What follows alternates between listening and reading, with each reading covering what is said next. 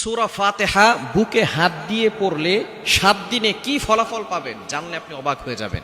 সূরাতুল ফাতিহা পারে না এমন কোনো মুসলমান নাই। আমরা প্রত্যেক নামাজের ভিতরে সূরা ফাতিহা পড়ি কি পড়ি না? এই সূরা ফাতিহার ভিতরে কিন্তু অনেক ফজিলত রয়েছে এবং সূরা ফাতিহা ছাড়া নামাজও হয় না।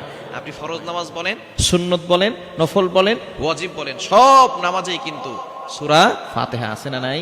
সূরা ফাতিহা ছাড়া নামাজ পরিপূর্ণ হয় না। এই সূরা ফাতিহাকে আরেকটি নাম আছে, এই সূরা ফাতিহাকে বলা হয় উম্মুল কোরআন, অর্থাৎ কোরআনের মা। কোরআনুল কারীমের ভিতরে যত সারাংশ রয়েছে তার মূল সারাংশই হচ্ছে কথা আল্লাহ পাক রব্বুল আলামিন সূরা ফাতিহার ভিতরে ঢুকিয়ে দিয়েছেন। সূরা ফাতিহাকে আরেকটি নাম দেওয়া হয়েছে শিফা মিন কুল্লি দা, সকল রোগের ঔষধ। আপনি এই সূরা ফাতিহার ভিতরে অনেক ফজিলত আছে।